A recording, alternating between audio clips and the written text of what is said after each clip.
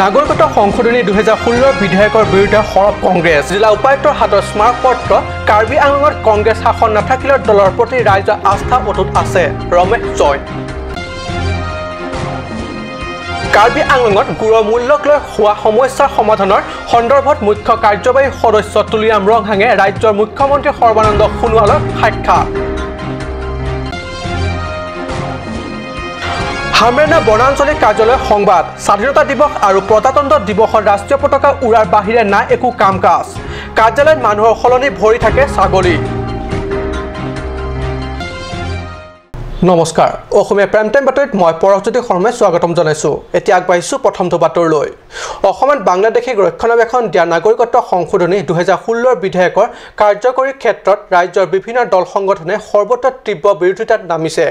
অসম প্ৰদেশ কংগ্ৰেছেও বিজেপি চৰকাৰ এই পদক্ষেপক দলীয়ভাৱে বিৰোধিতা কৰিছে কাৰ্বি আংলং জিলাতো বিগত কেইবাটাও দিন ধৰি এনে প্ৰতিবাদী কাৰ্যসূচী গ্ৰহণ কৰা পৰিলক্ষিত হৈছে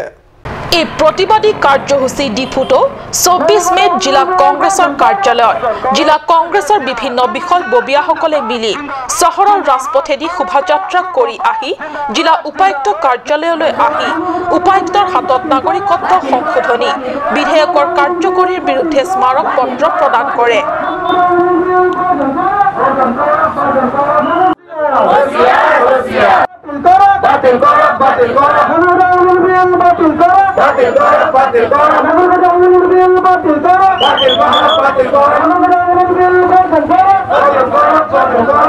যেতিয়া বাংলাদেশৰ পৰা অসমক বচাই আনিছিলে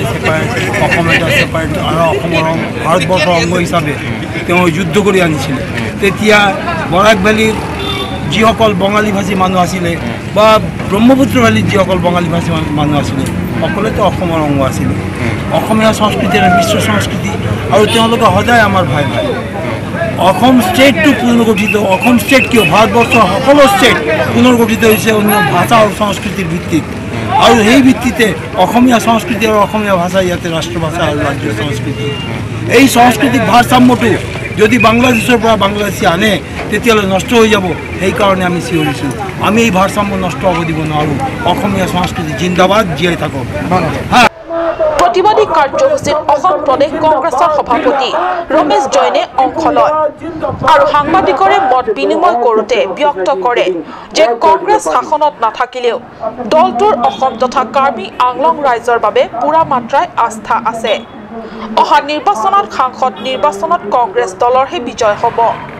উল্লেখ্য আজিৰ এই শোভাযাত্ৰাত অসম প্ৰদেশ কংগ্ৰেছৰ সভাপতি ৰমেশ জৈনকে ধৰি প্ৰাক্তন বিধায়ক বিদ্যা সিং ইংলেণ্ড পৰিষদৰ প্ৰাক্তন কাৰ্যবাহী সদস্যক্ৰমে বিদ্যা সিং ৰংপি অশোক তেৰং জিলা কংগ্ৰেছৰ মহিলা মৰ্চাৰ নেত্ৰী কাছাং তেৰাংপি প্ৰমুখ্যে দলৰ সদস্য কৰ্মী তথা সমৰ্থকসকলে দলে বলে অংশ লয় মংগল ইংখে ৰিপৰ্ট কাৰ্ড নিউজ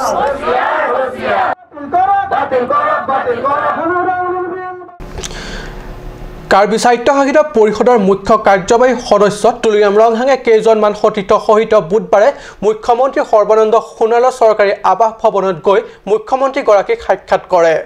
বিগত কেইবাদিনৰে পৰা কাৰ্বি আংলং জিলাত বিশেষকৈ পশ্চিম কাৰ্বি আংলঙত কুঁহিয়াৰ খেতিয়কসকলৰ গুড় বিক্ৰীক লৈ দেখা দিছে সমস্যাই সেয়েহে গুড়ৰ বজাৰৰ ক্ষেত্ৰত নিয়ন্ত্ৰণৰ ভিতৰত আনিব পৰাকৈ পদক্ষেপ গ্ৰহণৰ ক্ষেত্ৰত মুখ্যমন্ত্ৰীয়ে আলাপ আলোচনা কৰে ৰংহাঙে মুখ্যমন্ত্ৰীক সাক্ষাৎ কৰোঁতে ৰংহাঙৰ লগতে কাৰ্যবাহী সদস্য অমৰ সিং টিছো MSc মংগল সিং টিমু আৰু ৰাণী তেৰাংপিয়ে লগ দিয়ে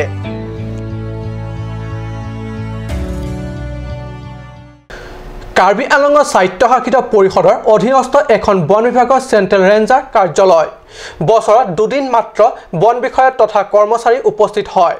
সেই বিশেষ দুটা দিন হৈছে স্বাধীনতা দিৱস আৰু প্ৰজাতন্ত্ৰ দিৱস বাকীকেইটা দিন কাৰ্যালয়ত উপস্থিত হয় এলেকাটোৰ ছাগলীজাক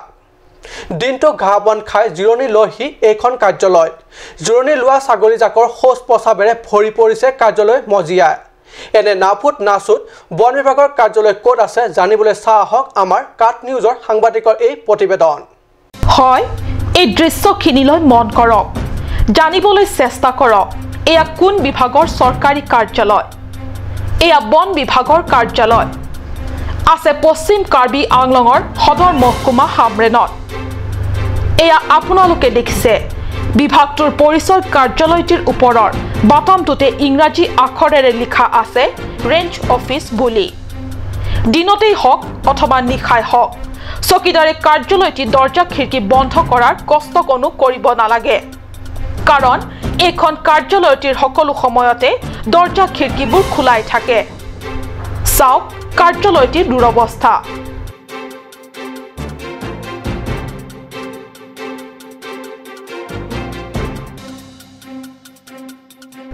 মজিয়াত ছাগলীৰ হোজ প্ৰসাৱেৰে ভৰি পৰিছে আশ্চৰ্যজনকভাৱে এই কাৰ্যালয় এৰি বিভাগীয় কোৱাৰ্টাৰতে কৰিছে কাৰ্যালয় কাৰ্বি আংলঙৰ চৰকাৰী বিভাগবোৰৰ ভিতৰত পৰিষদৰ ৰাজকোষলৈ অধিক পৰিমাণে ৰাজহ সংগ্ৰহ কৰিব পৰা বিভাগৰ ভিতৰত বন বিভাগ অন্যতম হয় ডিএফঅ যতীন্দ্ৰ শৰ্মাই কাৰ্ড নিউজৰ সাংবাদিকৰ আগত সদৰি কৰা মতে হামৰেন বন বিভাগৰ কাৰ্যালয়ৰ পৰাই বিগত 2017-18 ভিতৰত সৰ্বমুঠ 2 কোটি 80 লাখ টকা সংগ্ৰহ কৰিছে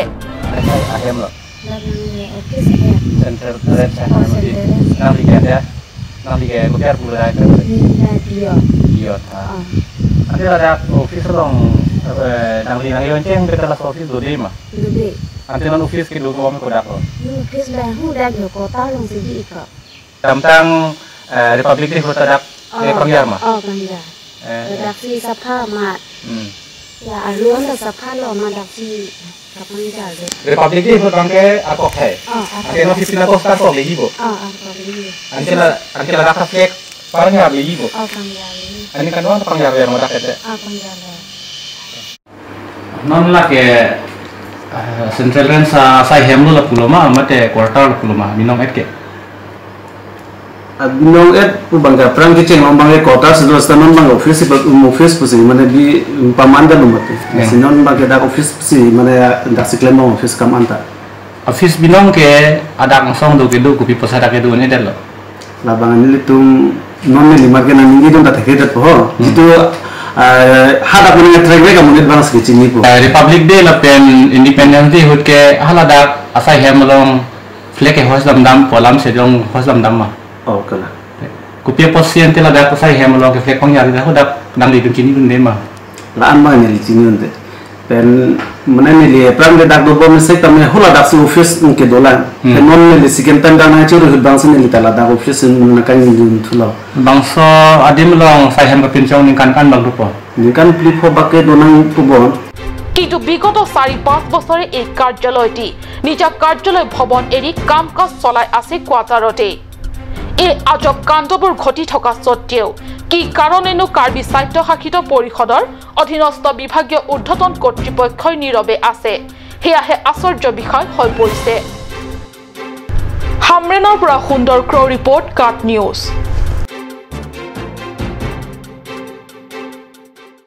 KSYC ডকমকা আঞ্চলিক সমিতিৰ উদ্যোগত নাগৰিকত্ব সংশোধনী 2016 বিধেয়ক কাৰ্যকৰীৰ বিৰুদ্ধে তীব্ৰ প্ৰতিবাদ প্ৰদৰ্শন কৰিছে সংগঠনৰ আঞ্চলিক সমিতিৰ উদ্যোগত উলিওৱা হয় এই সমদলত স্কুল কলেজৰ সহস্ৰাধিক ছাত্ৰ-ছাত্ৰীয়ে অংশগ্ৰহণ কৰে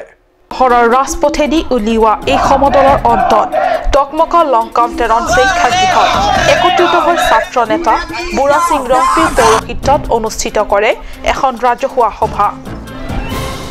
সভাত জাকাছৰ অধ্যক্ষ খৰসিং তেৰণ হিলছ ট্ৰাইবেল লীগৰ আহ্বায়ক ছয়সিং ৰম্পি KSYC ডিফু কেন্দ্ৰীয় শাখা কমিটিৰ পৰা বিক্ৰম ক্ৰো বিপুল টিছো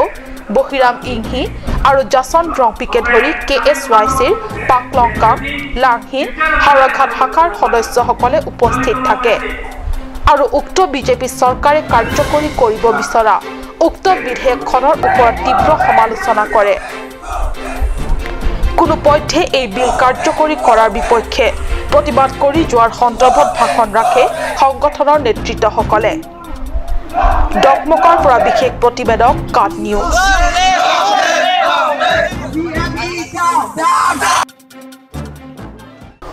সময় হৈছে এটি সময় বাণিজ্যিক বিৰতিৰ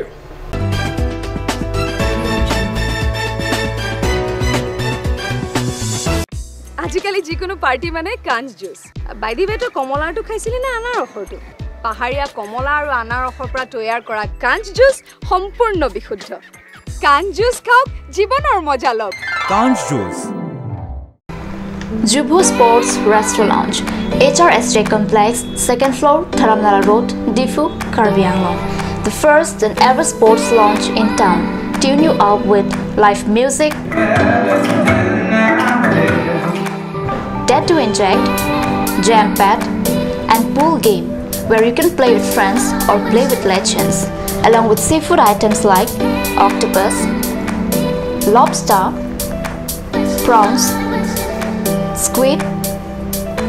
tuna fish, and many more are available only at Jubu Sports Restaurant Lounge. For reservation, contact 9957381813 or 8638462619 or 8812998125.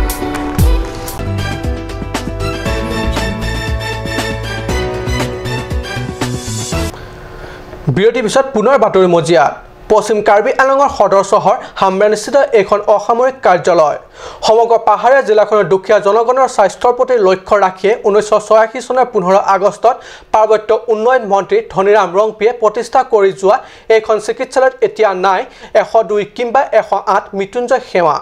যাৰ ফলত অঞ্চলবাসী ৰাইজে দীৰ্ঘদিন ধৰি ভুগি আহিছে চিকিৎসা সেৱাৰ নামত জমৰ যাতনা সদৰ চহৰ স্থিত এইখন অসামৰিক চিকিৎসালয়লৈ বহু সময়ত গ্ৰামাঞ্চলৰ ৰাইজে ঠেলাত বা কেতিয়াবা কান্ধতে ৰোগীক কঢ়িয়াই আনিবলগীয়া হৈছে তাৰ উপৰিও চিকিৎসালয়ত নাই আধুনিক পৰ্যায়ৰ কোনো সা-সুবিধা চিকিৎসা সেৱাৰ নামত মানধাতা যুগৰ এক্স-ৰে মেচিনখন আছে যদিও সম্পত্তি বিকল হৈ পৰি আছে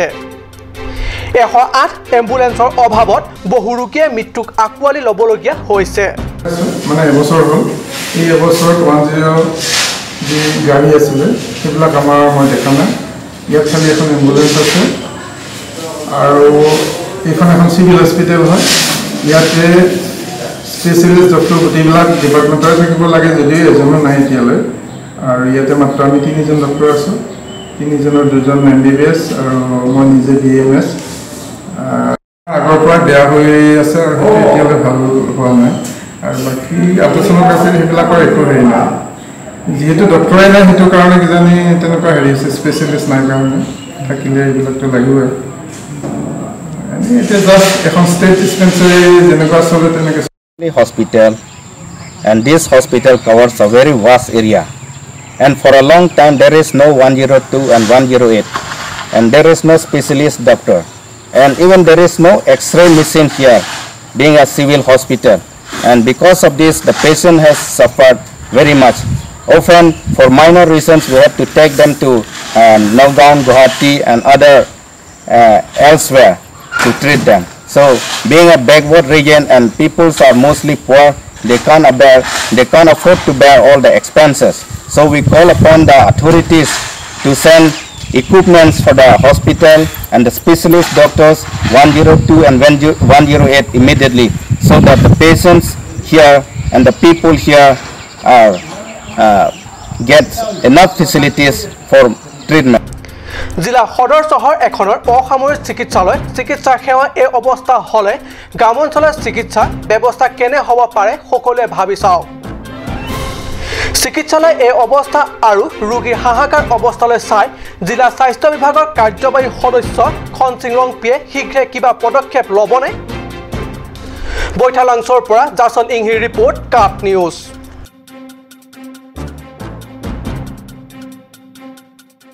খেৰনি বন বিভাগৰ নিয়মীয়া অভিযানত কাঠচুৰৰ পৰা জব্দ এহাল মহ অসম মেঘালয় সীমান্তৱৰ্তী লামৰাং গাঁৱৰ পৰা উদ্ধাৰ হয় এহাল মহহাল কাঠচুৰ কাৰ্যত ব্যৱহাৰ কৰে বনাঞ্চলৰ পৰা চুৰি কাৰ্য সম্পাদনৰ বাবে চুৰসকলৰ নীতে নতুন চুৰৰ কৌশল কাঠচুৰি কাৰ্য সম্পাদনৰ বাবে ট্ৰাক ঠেলা আদি বাদ দি এবাৰ ধৰিছে মহৰ সহায়ত কাঠচুৰি কাৰ্য সম্পাদন কৰাৰ প্ৰয়াস অঘাইটং কাঠচুৰৰ হয় ইফালে যদি বন বিভাগৰ কৰ্মী তথা বিষয়াসকলৰ চুকা নজৰ আনফালে অঘাইটং চুৰৰো নীতে নতুন কৌশল অবৈধ কাঠচুৰৰ য'ত আমি এই মহ এহাল ধৰিবলৈ সক্ষম হৈছিলোঁ সেই জেগাটো হ'ল আমাৰ ইয়াৰ পৰা প্ৰায় 55 কিলোমিটাৰ দূৰত্বত আছে আৰু জেগাটো আমাৰ অসম মেঘালয় বৰ্ডাৰত খালি আমাৰ গোটেই ষ্টাফ এক খেৰনিৰ ষ্টাফ ৰেঞ্জৰ ষ্টাফ গোটেই মিলি বানপুং এৰিয়াত যাবলৈ পেট্ৰলিং কৰিবলৈ গৈ আছিলোঁ কিন্তু গৈ থাকোঁতে বাটতে লামাৰাং বুলি জেগাত আছে তাত আমি নতুন মৌ খোজ পালোঁ সেই মৌ খোজটো পিছা কৰি আমি জেগালৈকে গৈ পালোঁ তাতে মৌ এহাল পৰা কুণ্ডা টানি আছিলে সেই কুণ্ডা টানি থকা অৱস্থাতে আমি পালোঁ পাই আমাক দেখি কুণ্ডা টানা মানুহকেইটাটো ডিপ জংঘলটো পাই সিহঁতে পলাবলৈ সক্ষম হ'ল কিন্তু মৌ দুটা আমি জব্দ কৰিবলৈ সক্ষম হ'লোঁ বন বিভাগৰ কৰ্মীসকলৰ চকুত ধূলি দি ব্যৱসায় ৰমৰমীয়া ব্যৱসায় চলোৱাত উন্মোচিত নতুন পথ উল্লেখ্য পশ্চিম কাৰ্বি আংলঙৰ লামৰাঙকে ধৰি মোলাবে খ্যাত কাছলা ওৱানপুং আদি অঞ্চলৰ পৰা চুবুৰীয়া ৰাজ্য মেঘালয়লৈ এইদৰে বন বিভাগৰ চকুত ধূলি দি প্ৰতিদিনে সৰবৰাহ হয় চোৰাং কাঠ খেৰণিৰ পৰা বিৰেনিংহি ৰিপৰ্ট কাঠ নিউজ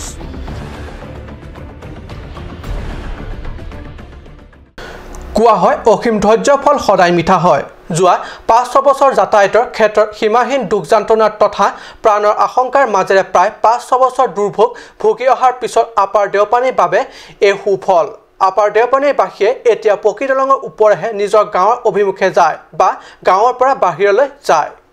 পৰিৱৰ্তনকামী বিজেপি নেতৃত্বাধীন পৰিষদীয় চৰকাৰৰ দিনত দেওপানীবাসীৰ বাবে এয়া নিশ্চয় আনন্দৰ বতৰা পৰিষদৰ অধীনস্থ গড়কাপ্তানি বিভাগৰ জৰিয়তে নিৰ্মাণ কৰা হয় দেওপানী নৈৰ ওপৰত এইখন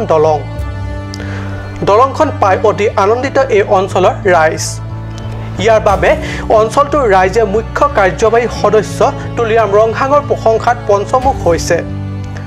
যদিও এই দলংখনৰ নিৰ্মাণৰ আন্তঃগাঁথনি কিমান মজবুত অথবা ইয়াৰ স্থায়িত্ব কিমান সেয়া অনাগত দিনবোৰতহে হ'ব লক্ষণীয় বুকাজানৰ পৰা আনন্দ তেৰাঙৰ ৰিপৰ্ট কাঠ নিউজ